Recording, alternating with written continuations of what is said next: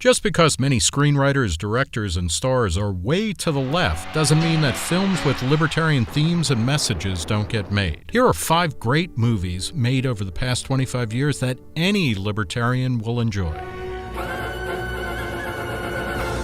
This Pixar film, directed by Brad Bird, is so full of speeches extolling individualism, personal greatness, and self-fulfillment, it sometimes sounds like it was scripted by Ayn Rand.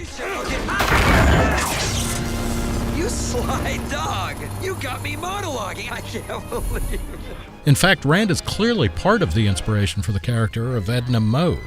No kicks! The libertarianism of the film exists on at least 2 levels, one obvious and one a little more hidden.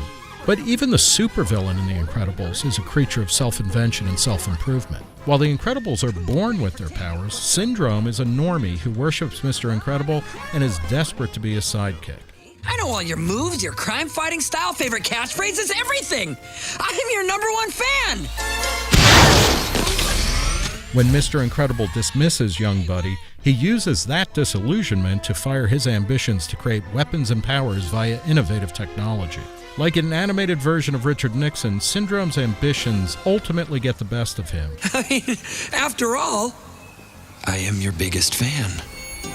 But he just may be the real hero of the movie, at least for those of us without naturally occurring superpowers. The Incredibles are returning after a 14-year hiatus, with a sequel hitting theaters in June, so we'll see them again soon. French-Canadian director Denys Arcand's brilliant sequel to The Decline of the American Empire is the single best depiction of the depredations of socialized medicine. À l'époque, j'ai voté pour la nationalisation des hôpitaux. Je suis capable d'assumer les conséquences de mes actes. Il y a juste les idiots qui changent pas d'opinion. The healthcare system in the movie is so sclerotic that the movie's protagonist, a retired academic named Rémy, cannot even score the drugs he needs to commit suicide until his estranged banker son buys them on the black market. On a tout été. C'était invraisemblable. Séparatiste, indépendantiste, souverainiste. Even more disturbing is the moment when the terminally ill Rémy and his former university colleagues admit that their intellectual faddishness led them to embrace every awful left-wing ism of the past 30 years, despite their often massive human tolls. Maoïs? Dans le crétinisme, mon vieux, on peut pas descendre plus bas. None of those drugs have been approved by the FDA. Screw the FDA. I'm going to be DOA. This based on a true story movie about a rodeo rider and a drag queen riding around the U.S. Food and Drug Administration brought home Oscars not just for its 2 leads, but the film's makeup artist, who reportedly worked on a budget of just $250. Set in the 1980s, Matthew McConaughey plays Ron Woodruff, a boozy roughneck who is given 30 days to live after being diagnosed with AIDS. Faced with such a death sentence, he schools himself on a wide variety of treatments, first in Mexico and then all over the world.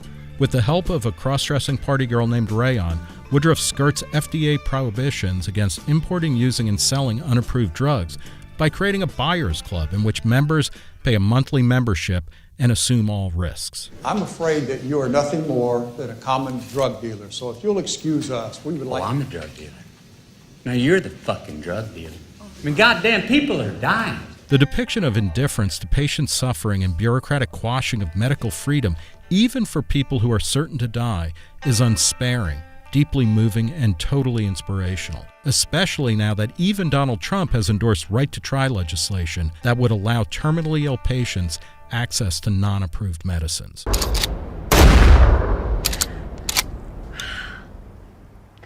My name's Joy, by the way. Jennifer Lawrence became a megastar playing the anti-government rebel Katniss Everdeen in the Hunger Games movies. And while there's no shortage of libertarian sentiment coursing through that trilogy, it's actually a quieter movie starring Lawrence that fully embodies libertarian virtues of hard work, commercial innovation, and dogged entrepreneurship. In Joy, Lawrence plays real-life miracle mop inventor Joy Magano, who helped make cleaning your floors a little bit easier and better while becoming wealthy at the same time. The film is nothing less than a paean to capitalism's genius at allowing self-expression.